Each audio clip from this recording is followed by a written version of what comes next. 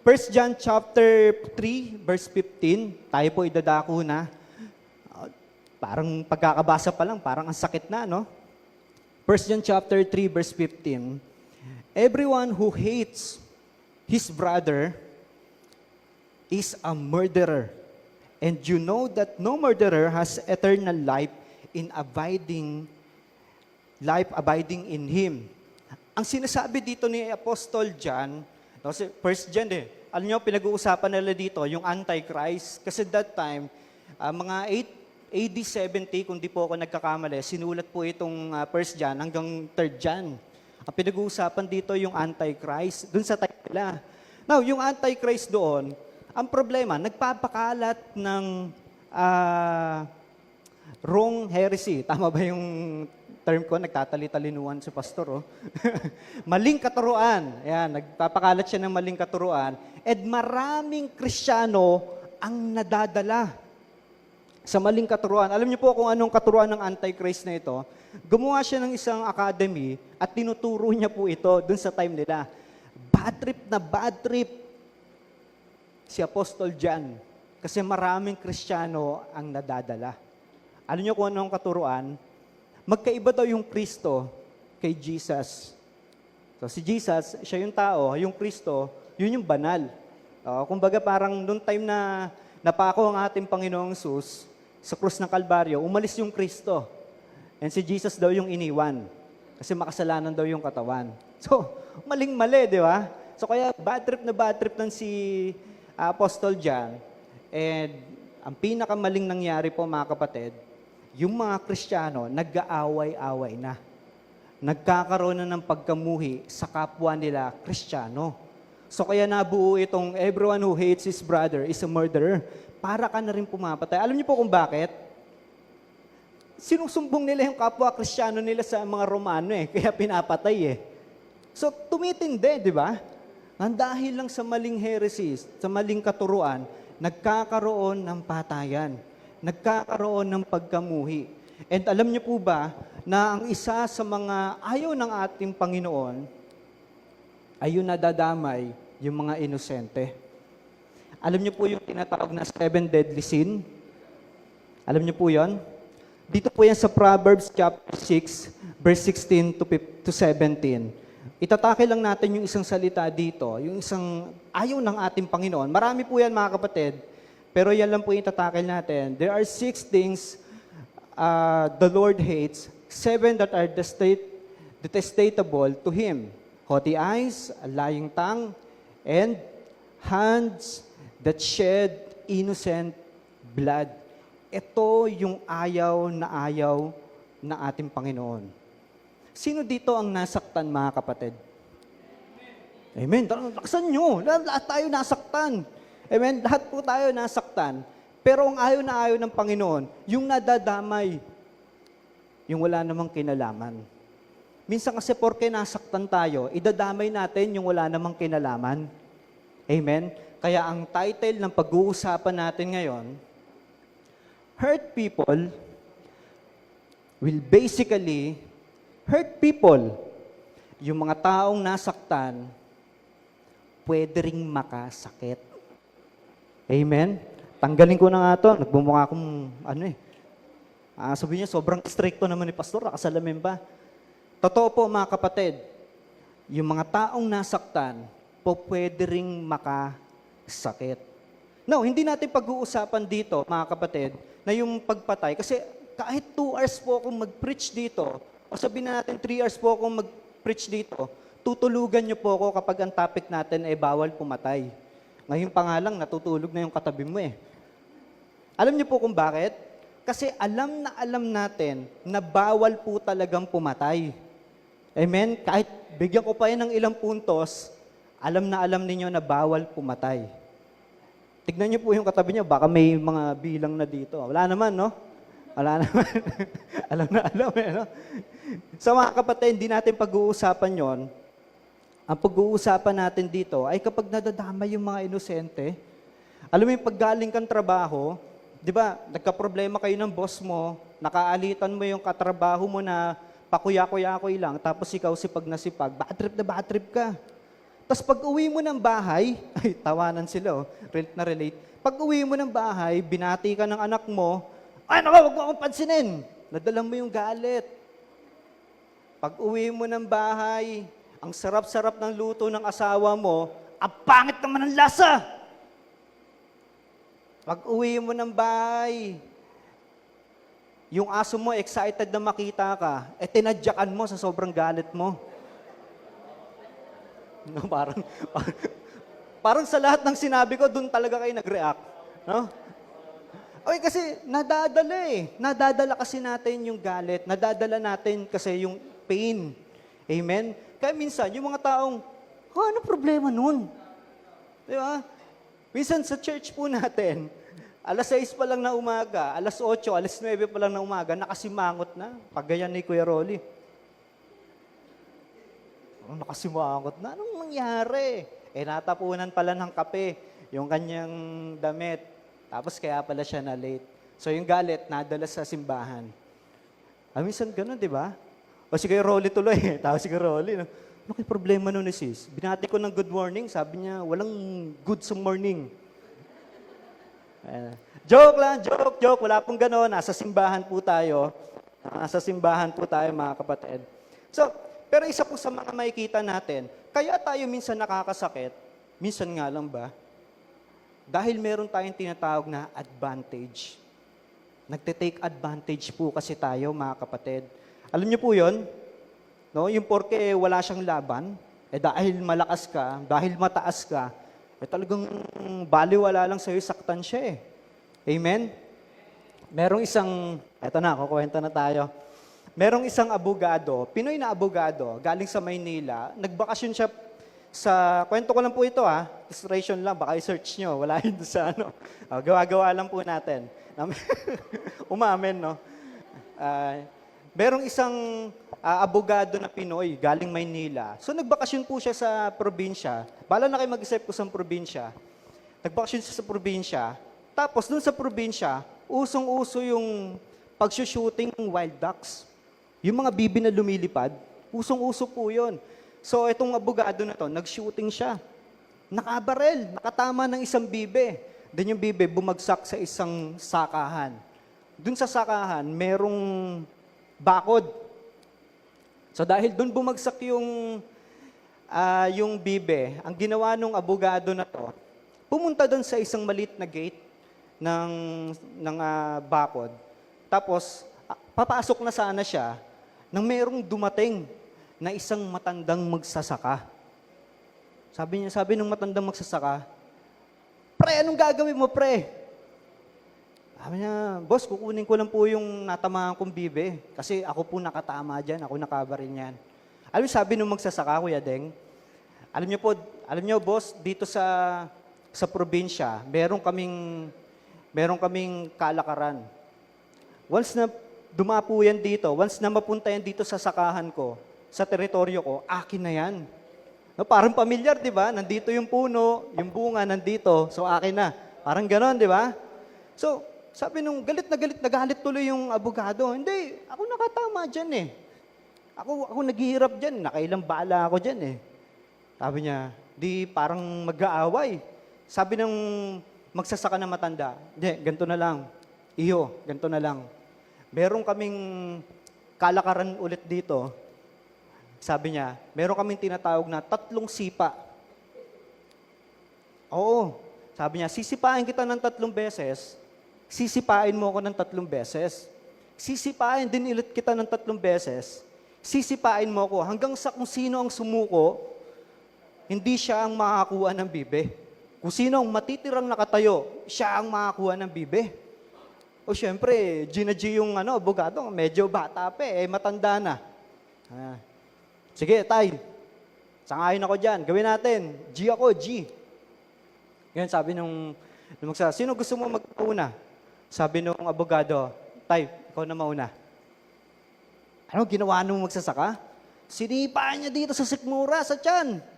Talagang lumabas yung dugo. OA naman ni pastor. Sinipa sa mukha. Tapos sinipa sa likod. Di talagang dugo-duguan yung abogado. Hirap na hirap siya. Alos di na makatayo. Siyempre, dahil bata pa, tumayo pa rin siya. Stretching siya. Sige, bali, masakit. Nagpupunas pa ng dugo. Masakit yon, pero ako naman ngayon, Tay. Tay, ready ka na? Nag-stretching eh. Sabi nung magsasaka na matanda, hindi, okay na ako. Kunin mo na yung bibe. At tawag po doon, advantage, kapatid. Minsan, parang yung iba pinaprocess pa, no? Di pa Isipin po ninyo, no? Dahil nakaka-advantage ka, kayang-kaya nating manakit eh. Amen? Minsan ba sa buhay po natin, nakasakit na tayo dahil meron tayong advantage? Minsan po ba, mga kapatid? O sabihin na natin, hindi natin sinasadyang nakasakit po tayo. So kaya ang ating objective, bibigyan ko po kayo ng objective para dun sa ibang gusto nang umuwi. Ito po yung kahinatnan. Hindi ko po kayo bibigyan ng tips para hindi po masaktan o para hindi po makasakit. No? Parang sa YouTube lang, 10 tips para hindi kayo makasakit ng damdamin. Hindi po, hindi ko po kayo bibigyan. Ang ibibigay po natin ngayon, ang pag-aaralan po natin ngayon, ay yung kung paano magkaroon ng biblical process sa kung ano ang nararamdaman mo. Amen? Lahat kasi tayo nasaktan eh. Pero ang problema, hindi natin alam kung paano i-process. Pinaprocess ba natin sa mundo? Pinaprocess natin sa sarili natin? Ang pinakamahalaga, kapatid, i-process natin gamit ang salita ng ating Panginoon. Palakpakan po natin ang ating Diyos. No? Kasi yung kapatid mo parang inaantok na eh. Malamig kasi, no? Amen? Alam niyo po, merong isang hari na ang pangalan niya ay Herod. Herod. Kilala niyo po si Herod? No. Ito pong si Herod ay nasa 60 or 70 years old na nung time na hinahunting niya si Jesus. Meron pong tatlong pantas na nakakita sa bituin at nalaman nila na ito yung propesiya ng Diyos na darating na yung Messiah. So, napunta sila kay Herod. Ang sabi nila kay Herod, Boss, nakita namin yung bituin. Isinilang na ang hari ng mga Hudyo. Ngayon si Herod, biglang kinabahan. Kasi siya yung hari ng mga Hudyo that time eh. Ngayon sabi ni Herod, sige ganito, hanapin ninyo kung sino yung sanggol na yon para makasamba rin ako sa kanya. Pero ang totoo, gusto niyang patayin yung bata. Yun po ay si Jesus. So kita ninyo, etong si Herod, nuknukan ng kasinungalingan, nuknukan ng kasamaan. Then, dumating yung time na napunta na ng tatlong pantas, yung 3 wise men, ang ating Panginoong Yesus, nakapagsamba na sa ating Panginoon. Then, kinausap sila ng ating Diyos, nagbigay ng propesya na huwag kayong tumuloy kay Herod. Nung nalaman ni Herod na siya ay naisahan ng tatlong pantas, syempre, di niya naman alam kung nasan si Jesus nung time na yon. Ang ginawa niya, pinapatay niya yung mga batang edad hanggang 2 taon pababa na mga lalaki. Isipin po ninyo kung gaano karumal-dumal ang ginawa po niya. So kaya mga kapatid, yung point number 1 po natin, hurt can leads to hatred. Bakit, Pastor? Bakit yung sinabi na nasaktan? Na kapag nasaktan ay mauuwi sa pagiging hatred o yung matinding pagkamuhi. Alam niyo po mga kapatid, isa sa mga na-discover ko dito kay Herod, Matthew chapter 2 verse 3, when Herod the king heard this, nung nalaman niya yung balita ng mga pantas na merong bagong hari ang mga Hudyo, he was troubled and all Jerusalem with him. Ang ibig sabihin po sa Tagalog, talagang nanginig siya. Talagang kinabahan. Isipin po ninyo mga kapatid, 60 or 70 years old na siya that time, kinabahan pa siya na may papalit sa kanya. Kung tutusin sa time natin, karapat dapat lang napalitan na kasi matanda na po. Dito ko na-discover, sabi ko, Lord, bakit? Di ba, sabi ko, pwede naman siya mag-giveaway na kasi matanda na siya? Sabi ko sa Panginoon, bakit kaya? Alam niyo kung anong problema ni Herod? yung sobra-sobra niyang pagmamahal sa posisyon. Amen? Yung sobra-sobra. Kapag kasi masyado tayong na-attach sa isang bagay, madali po tayong masaktan. Amen? So kaya kapag nag-chat yan at na-attach ka at hindi na nag-good morning, madali kang masaktan. Amen? Totoo po yun. Kapag masyado tayong na-attach, madali tayong masaktan eh. So ang problema ni Herod at ang problema ng katabi mong born again ay hindi posisyon o yung katayuan sa buhay. Alam niyo po ang problema natin, attachment. Yung masyado nating minamahal. Okay lang naman talaga na leader ka. Wala namang problema na ikaw ay nagtuturo, na ikaw ay head minister o ikaw ay pastor. Ang problema, yung masyado mong minamahal yung posisyon mo. Mas minahal mo na ang posisyon mo kaysa sa pagmamahal mo sa ating Panginoon. Amen? So kaya, dito parang ang hirap i-process eh. Nahihirapan tayo i-process, and ganun din siguro si Herod, nahihirapan siyang i-process, kaya anong nangyari, nagkaroon siya ng pagkamuhi at nauwi sa pagpatay, mga kapatid. Tignan po ninyo ang nangyari. Sa Matthew chapter 2, verse 16. When Herod, kita niyo pa po ba? When Herod, when he saw that he had been tricked by the wise men, became furious, and he sent and killed all the male children in Bethlehem. Isipin po ninyo, nang dahil lang po doon, pinatay niya ang lahat ng bata. And in all that region who were 2 years old or under pababa, according to the time that he had ascertained from the wise men. Yung pagkamuhi pala, pwedeng mauwi sa pagpatay. Pastor, sabi mo kanina, hindi natin pag-uusapan yung literal na pagpatay. Opo, mga kapatid, minsan, hindi pagpatay ang gusto talaga natin eh. Yung literal, syempre naman, Kristiyano tayo eh. Pero ito matindi. Gusto natin patayin yung kanyang karir. Gusto natin patayin yung kanyang talent. Sinusumpa natin yung blessing na meron siya. Tinatawanan yung kanyang pagkakamali. Sinisiraan siya sa ibang tao. Minsan nagiging masaya tayo kapag nahihirapan siya. Amen? Minsan ba dumating sa point na gano'n nakadumi ang puso natin? Pastor, ang sakit niyo po magsalita. Opo, nasaktan din po ako nung binubuo ko po ito. Kasi darating sa point na kahit minsan, sabi mo, pagka Sunday, holy na holy tayo, pero pagdating ng Monday to Saturday, hate naman natin sila. Nagiging marumi na yung puso natin, mga kapatid. Sa akala kasi natin, para tayong si Herod, mga kapatid, na hindi pa ba enough yung nagawa ko at gusto nyo akong palitan? Hindi pa ba, parang wala namang nakakita ng ginagawa ko. Kapatid, gusto ko itong sabihin, huwag kang mainggit kung sila napapansin. Okay lang po yun. Kung sa tingin mo, walang nakakakita sa'yo, nakikita ka naman ng ating Diyos. Kung sa tingin mo, walang nakaka-appreciate sa'yo, na-appreciate ka ng ating Panginoon. Kung sa tingin mo, walang nagmamahal sa'yo, mahal ka ng ating Panginoon, kapatid. Si Jesus ay namatay para sa'yo. Amen? So kaya bilang isang Kristiyano, kapag totoo po ito, dumadating talaga sa point na kahit niligtas na tayo ng ating Panginoon, nabaptize na po tayo, nagkakaroon pa rin tayo ng hate. At masakit po yun, kapatid. Pwedeng hindi masakit sa'yo, pero masakit yun para sa Panginoong Hesus. Kasi ayaw mo dun sa taong niligtas niya. Ayaw mo dun sa taong pinagpagalan ng pastor para mag-Bible study.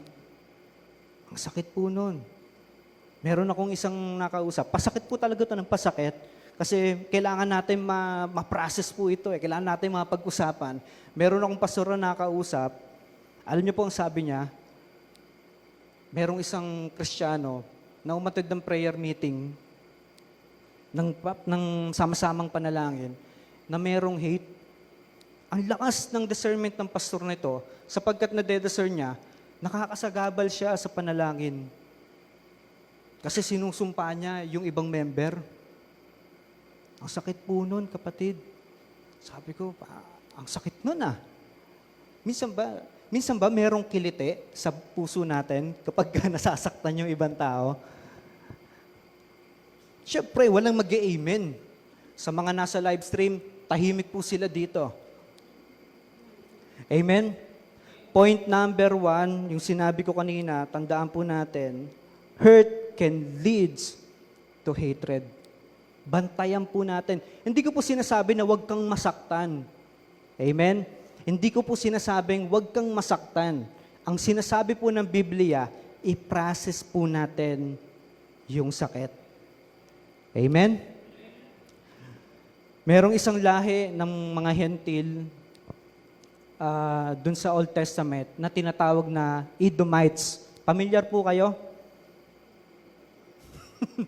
Hindi, pastor. No, ang Edomites, mga kapatid, ay kaaway ng mga Israelita. At alam niyo po, nakilala sila sa pambansang pagkamuhi. Meron silang tinatawag na pambansang pagkamuhi. Kasi hate na hate talaga nila yung mga Israelita. Ayaw na ayaw nila sa mga Israelita. And alam niyo, pambansang pagkamuhi, pambansang puot, at meron pa silang tinatawag na perpetual hatred.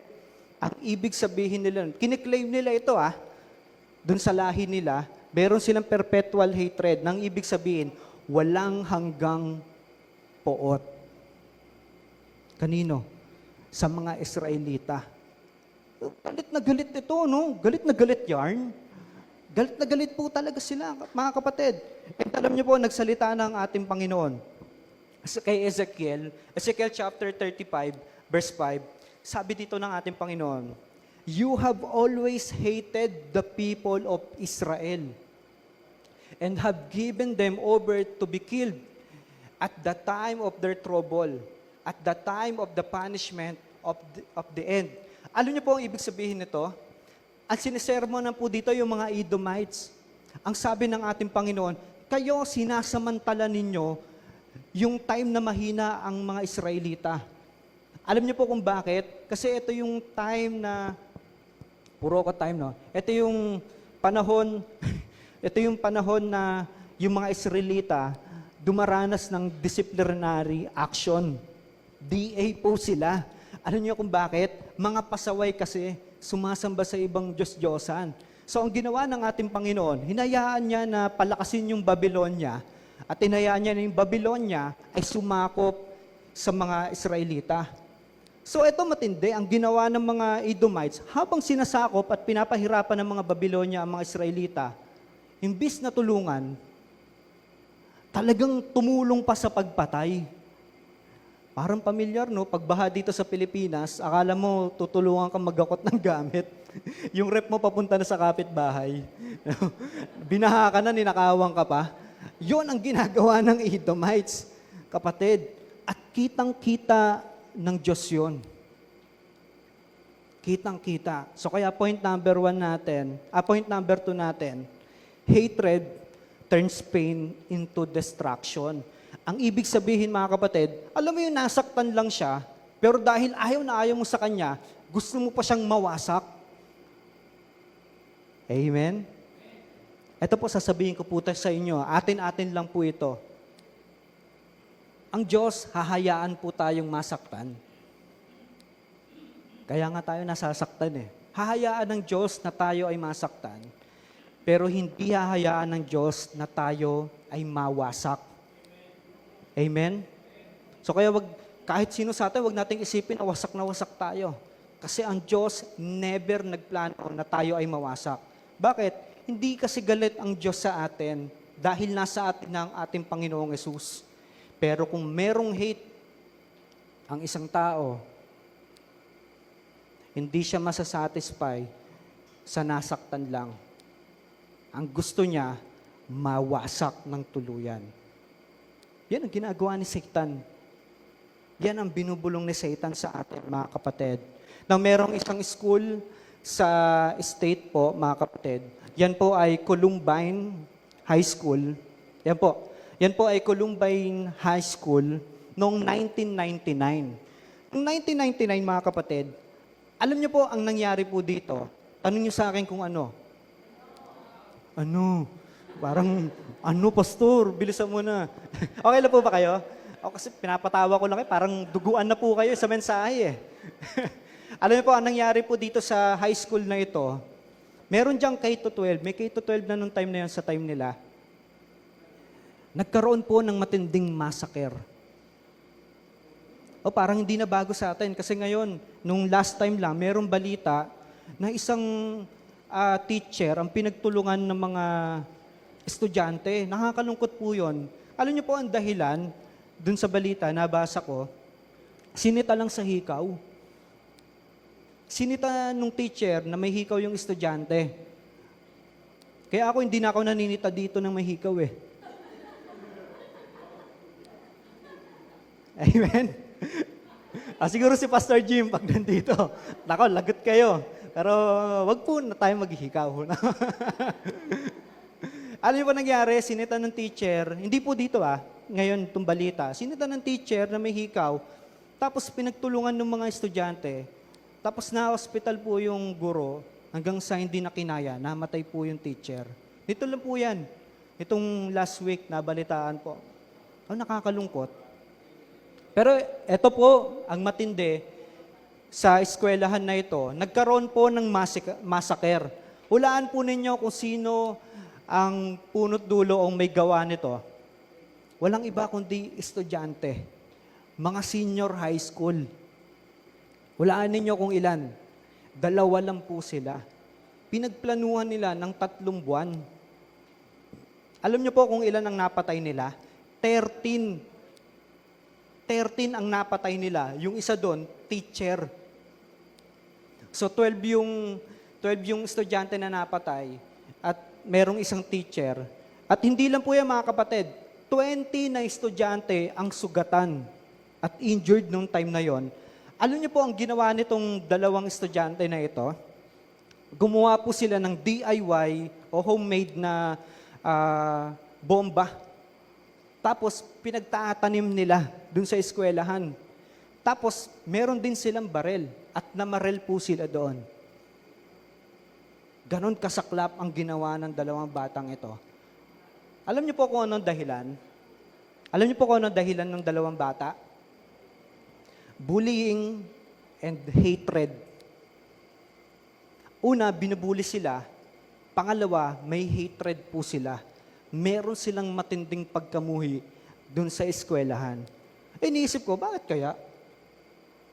Napagtanto ko, sila nga ay senior high school. So, ibig sabihin, pwedeng sabihin natin na matagal na silang binubuli at matagal na nilang pinagplanuhan. Binubuli ka rin? Binubuli rin ako eh. Tara, patay natin. Hindi po siya ganun kadali pag-usapan. Pinagplanuhan po nila yon. Isipin po ninyo, hindi natin ini-invalidate yung dahilan nila. Sa atin parang hindi talaga katanggap-tanggap po yon. Kasi dahil binuli sila, ang dami nang napatay. Yun po ay bunga ng hatred.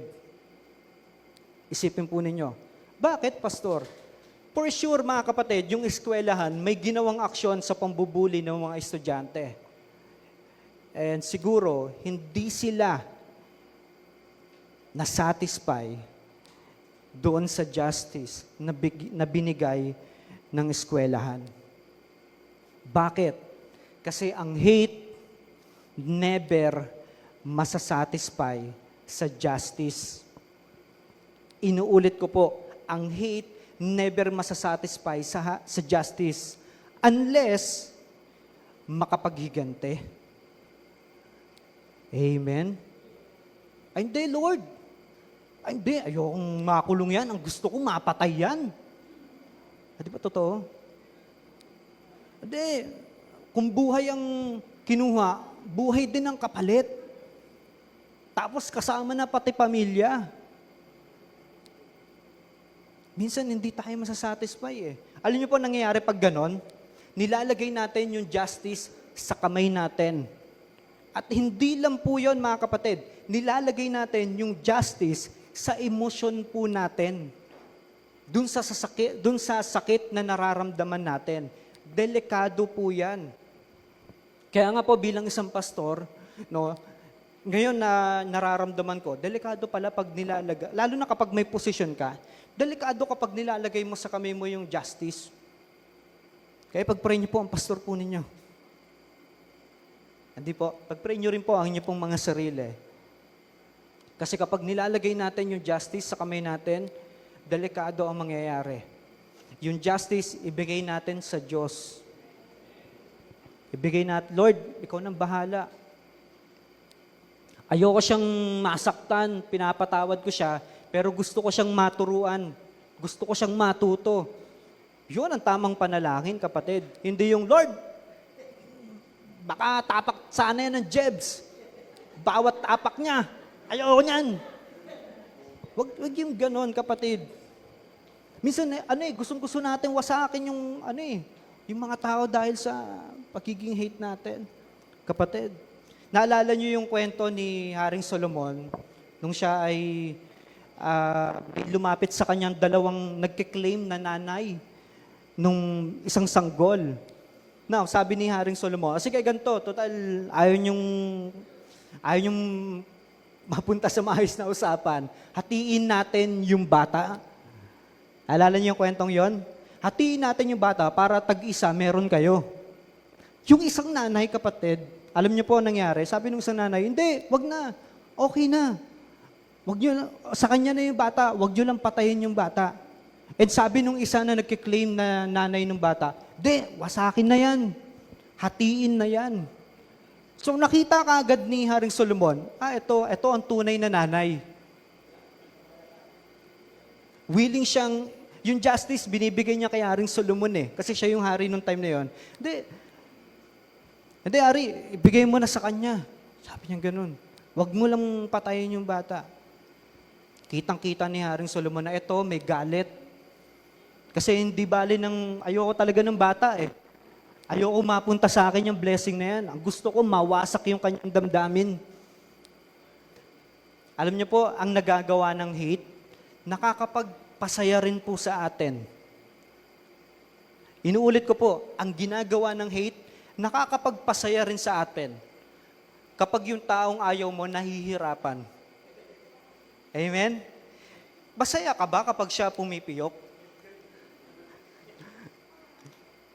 Masaya ka ba kapag sila nag-aaway tapos kayo bate? Masaya ka ba kapag napagbintangan siyang nag-uwi ng ulam?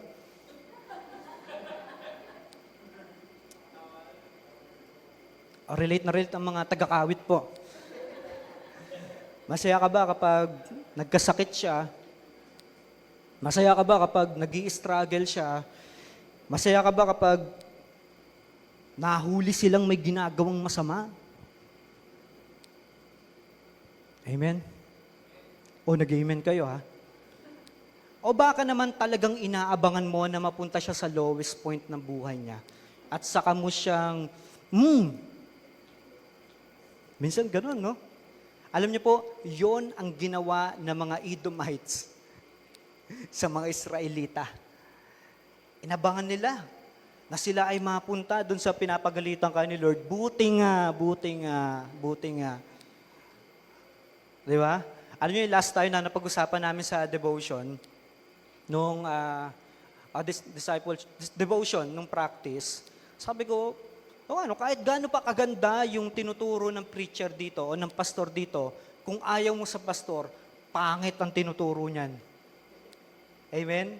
Kahit gaano pa kagaling tumugtog, kagaling pumindot ng piano, mag-strum ng gitara, ng bass, kumanta, pangit ang tugtugan kapag ayaw mo sa kanila. Kahit gaano pa kalinis yung plato, kung ayaw mo sa naglinis ng plato, madumi to, hugasan mo ulit. Kahit gaano pa kasarap yung luto niya, iinitin mo ulit. Amen? Kasi hindi ka masaya Ang gusto mo, mapabagsak No, hindi po kayo kinakausap ko, yung mga ibang Kristiyano, mga taga-Cambodia. Sila po, para sa kanila tong mensahen to. No, perfect tayo dito lahat. Hindi, biro lang mga kapatid. Kailangan natin to. Kailangan makita natin sa puso natin. Ano ba talaga laman ng puso natin? Ang hirap kasi pagka papasok tayo dito sa simbahan, imbis na mapangiti natin yung katabi natin, dinadagdagan pa natin yung galit na meron siya. Amen? Pag-usapan natin konti yung gossip. No, baka ito rin pag-usapan natin sa mga susunod. Ano, pastor, chismis na naman, tatamaan na naman ako. Pag-usapan natin. Alam niyo po, ang chismis, hindi ang pinag-uusapan broadcast. No? Di tulad ng Chika Minute, talagang binobroadcast pa. Ang tunay na chismis, kapatid, yan ay pinag-uusapan sa mga tahimik na lugar. Doon sa magkakape tayo, dalawa lang tayo. Ang hirap ng ganun, no? Alam niyo po, cancer po yan. Yes, may mali yung tao. Yes, may mali si pastor. May mali yung leader. May mali yung nagtuturo. Kasi hindi naman siya perpekto. Pero bilang isang Kristiyano, bilang kapatid, responsibilidad natin na protektahan pa rin. Amen? Alam niyo po, isa yan sa natutunan ko. Sabi ko, siguro masyado ko lang pinipersonal lahat ng bagay. Kaya masyado akong nasasaktan. Amen? Baka minsan ganun tayo, no? At isa pa mga kapatid, kapag nakapagsuot na tayo ng salamin, ng shade, kung ano yung kulay ng shade, yun na ang nakikita po natin. Amen? Ang ibig ko pong sabihin, kung nagatungan ka na, kung nasabihan ka na, alam mo, nakakatawa yan. Yun na ang pumasok sa isip mo. So first time mo siya maririnig, natatawa ka na tuloy. Kasi yun na yung sinuot mo eh. Yun na yung nakatatak sa isipan mo. Same din, kapag ka nasiraan. Amen? Alam mo, yan, ang galing niya magsalita pero pangit ang niyan. Pangit ang pagkilos niya pag nasa bahay. Hipokrito yan. Kaya tuloy, pagka nakikita mo siya nagsasalita, pag nakikita mong kumakanta, tumutugtog, talagang hindi na, pangit na yung dumadaan sa isipan natin. Amen? Obligado tayo na protektahan yung kapatid po natin. Amen? Sabihin niyo sa katabi niyo, mahal kita kapatid. Huwag natin abangan, parang, wag natin abangan kapatid na yung katabi mo nasa lowest point, tapos doon mo papahihirapan, no? Ang tawag doon, manlalamang. Sabi niyo nga po, manlalamang. Speaking of manlalamang, merong dalawang anak si Isaac. Alam niyo kung sino dalawa niyang anak? Si Esau, tsaka si Jacob. Natutuwa ako dito sa dalawang magkapatid na to, sapagkat si Esau, mga kapatid, Esau, kasi Esau pag sa English ba? Esau pa rin? Mali talaga. Kailangan ko na mag-aral, no? Esau, sige Esau. Buong basa ko, Esau eh. Yeah, Esau. Kasi nakakamiss din kumain, no? Bawal na. Esau. Sige na, tama na tawanan. Alam niyo po, si Esau, mga kapatid, magkaiba sila ni Jacob. Sapagkat si Esau, ito yung maskulado. Talagang nag-gym to. Nag-gym, joke lang. Barako, kumbaga siya yung nagpapatugtog ng mga metal rock, yung mga ganong klase ng tao. Lagi siyang nangangaso. Ito namang si Jacob, mainhin lang. Ang mga pinapatugtog nito, mga Bruno Mars lang, mga ganon lang. Kung si Esau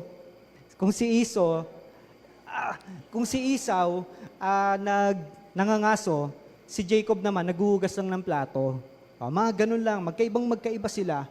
Pero ito po, matindi. Itong si Jacob, deceiver. Kasi ibig sabihin ng pangalan niya, deceiver. May Jacob ba dito? Wala naman, no? Ang ibig sabihin ng pangalan niya, deceiver. In fact, mga kapatid, nung pinapanganak silang dalawa, kasi magkambal sila eh. Nung pinapanganak silang dalawa, nauna si Esau. Tapos, alam niyo po, nakakapit yung kamay ni Jacob dun sa paa ni Esau. So talagang manlalamang talaga. Doon pa lang gusto ng umungos, no? Kakaiba yun ah. Di, pero totoo po. Tapos magkaibang-magkaiba sila sapagkat si Esau ay kulay pula. O, di ko alam kung kulay pula yung balat o kulay pula yung balahibo. O yun yung description, maskulado. Now, ito ang kwento mga kapatid, alam na alam ninyo. Dahil panganay si Esau, sa kanya mapupunta yung blessing ng ating Panginoon na ipinasa kay Isaac ng kanyang ama. No? So, inggit na inggit si Jacob. So, dumating yung time na si Esau, nangaso, nagkaroon siya ng activity, tapos umuwi siya, gutom na gutom, uhaw na uhaw. Ngayon dahil itong si Jacob, isang deceiver, alam niyo po ginawa niya? Nagluto ng lugaw plain with egg. Ay, totoo, nagluto siya. No? At ano ko na lang yun sa term ko na lang. No? Basahin niyo po yung Bible po ninyo. Baka hanapin niyo, may itlog, wala naman. Nagluto siya. Ano yung sabi niya? Sabi ni Esau, mga kapatid, pakainin mo na ako, gutom na ako. Kasi wala pang kain eh. Sabi ni Jacob, pakakainin kita sa isang kondisyon. Ako na ang panganay. Sabi ni Esau, sige, sa'yo na yan, basta makakain lang ako. Tuntua naman si Jacob kasi siya na nga yung panganay. So sa kanya na mapupunta yung blessing. Now, ito pa matindi. Nung ipagpe-pray na ni Isaac si Esau, tinaon ni Jacob na si Esau ay nasa malayo. Tapos nagpanggap siyang mabalahibo. No? Pupuntahan niya na si Isaac, Dad, ako to. Sabi ni Isaac, kaboses mo si Jacob, pero yung amoy mo, ako nga, amoy Esau ka. Sabi gano'n. Pinagpray na ni Isaac. So napunta sa kanya yung blessing. Alam niyo po, nung nabalitaan ni Esau yung nangyari, galit siya sa kanyang kapatid. And that time, yung moment na yon, sila po ay magkalaban na. Alam niyo po, ito po ang nangyari. Genesis chapter 27, verse 41.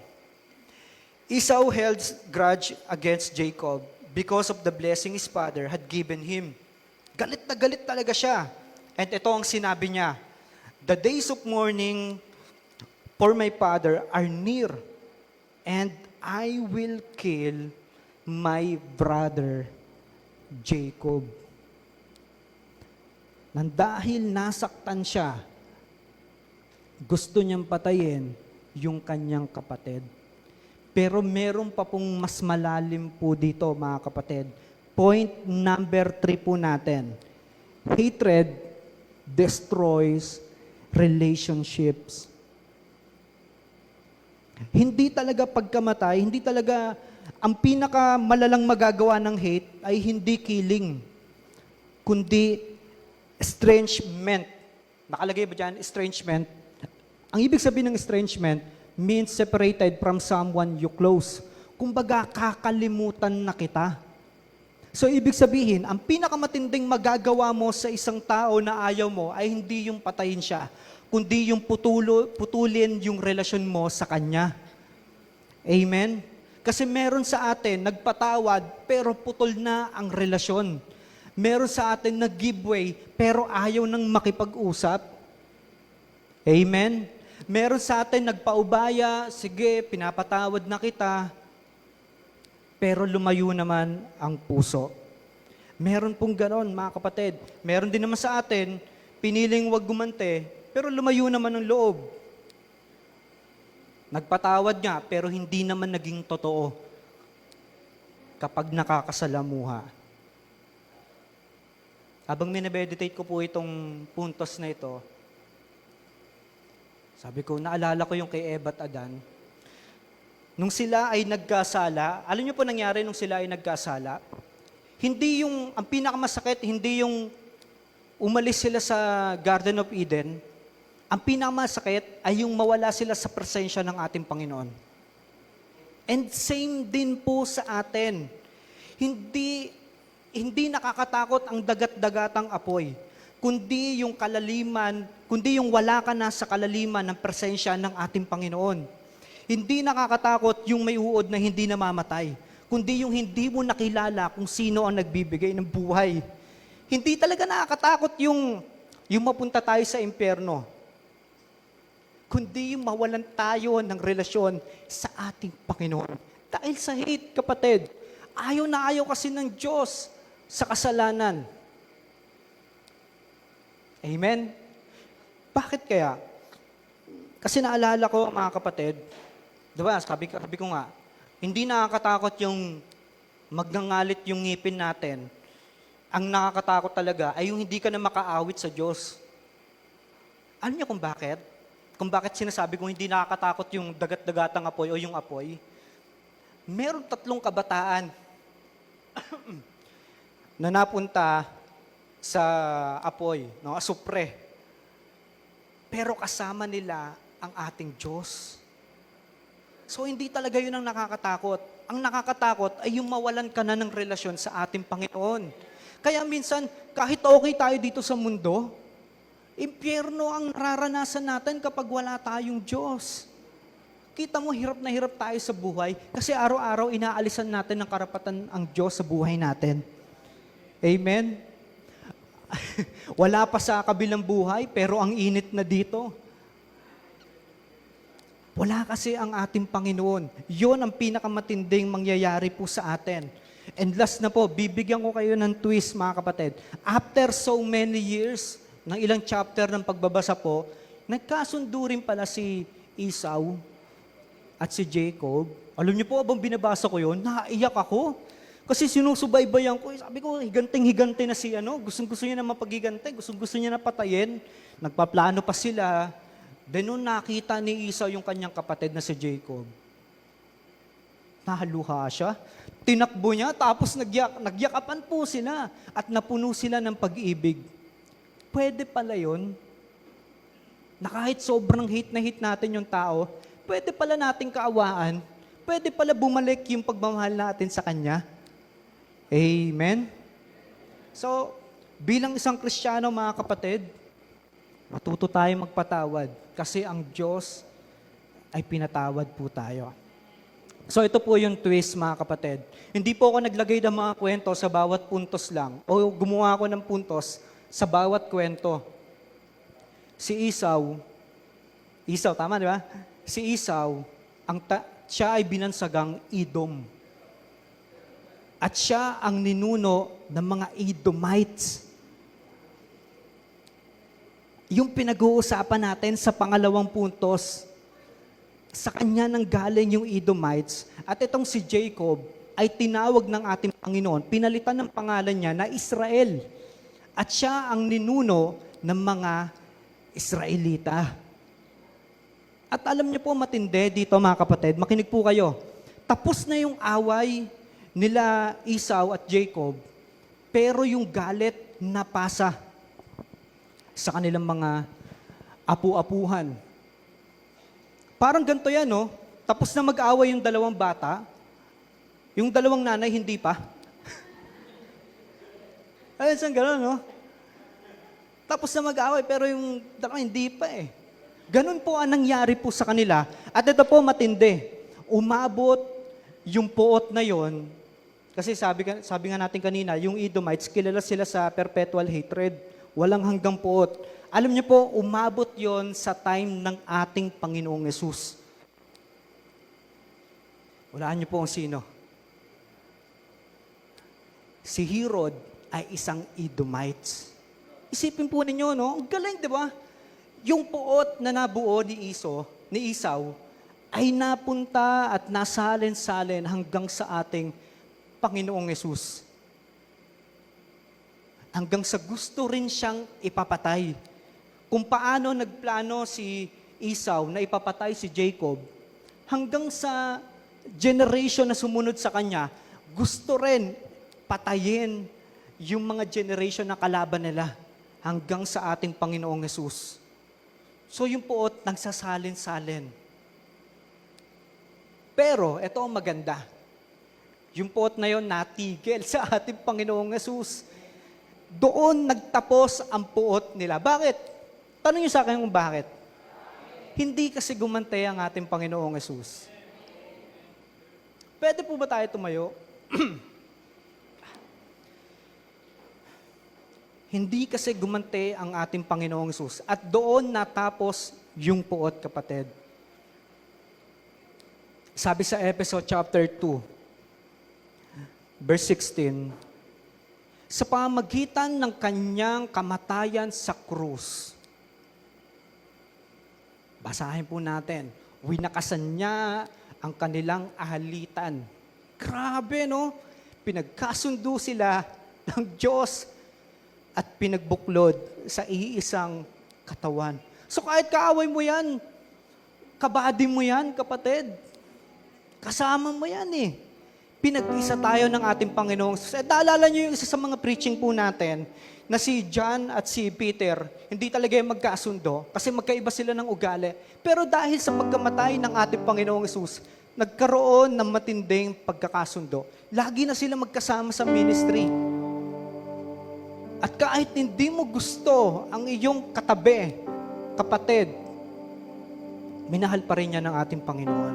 Gusto kong sabihin sa iyo, gusto pong sabihin sa atin ng Panginoon na pwedeng hindi pa tapos yung sakit na nararamdaman mo.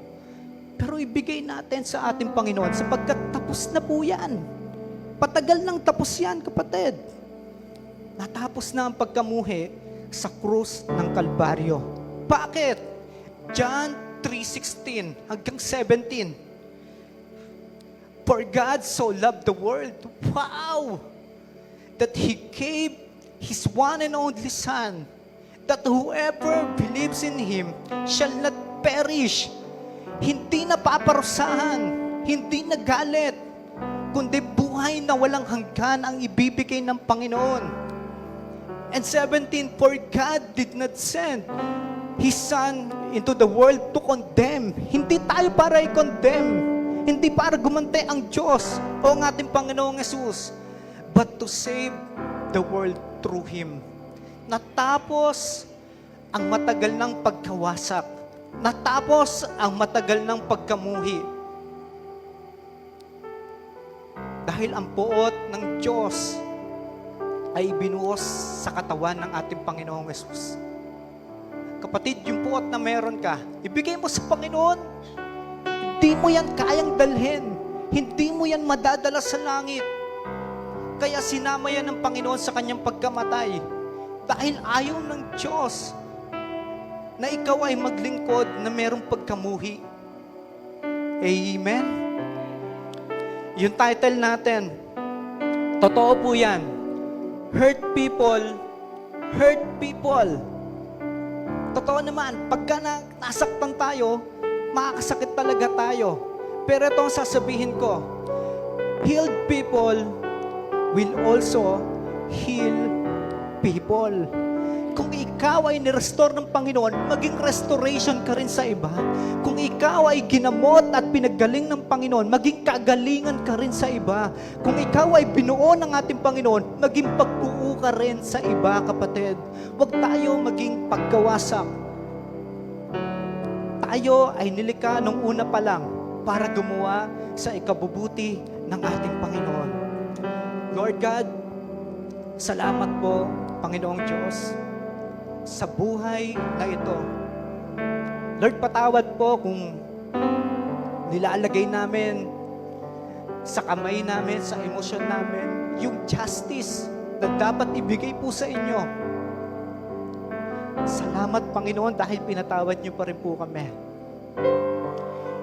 Lord, na-appreciate po namin yung ginawa po ninyo sa krus ng Kalbaryo. Ang pinakamatinding puot na dapat kami ang sumalo, inako niyo po, Panginoong Yesus. Salamat po, aming Diyos. Lord, pawiin niyo po ang aming galit. Pawiin niyo po ang aming puot. Nais po namin maglingkod na may kaligayahan, na may magaan na kalooban. Turuan niyo po kami araw-araw, minuminuto na magpatawad. Turuan niyo po kami na maglagay ng space sa puso namin. Sapagkat lahat po kami, Panginoon, nakaka-disappoint. Lahat po kami, Lord, nagkakasala. Pero salamat sa inyo pong biyaya. Natuto po kami magpatawad, Panginoon. Pagpalain niyo po ang aking mga kapatid sa kanila pong narinig na mensahe. Lord, sa iyo na po namin binabalik po ang lahat. Hindi lang po papuri, parangal at pasasalamat, kundi lahat ng aming bagahe, Panginoon. Salamat po, aming Panginoong Hesus. Ito po ang aming dalangin. Sa pangalan niyo po, aming Panginoong Hesus. Amen.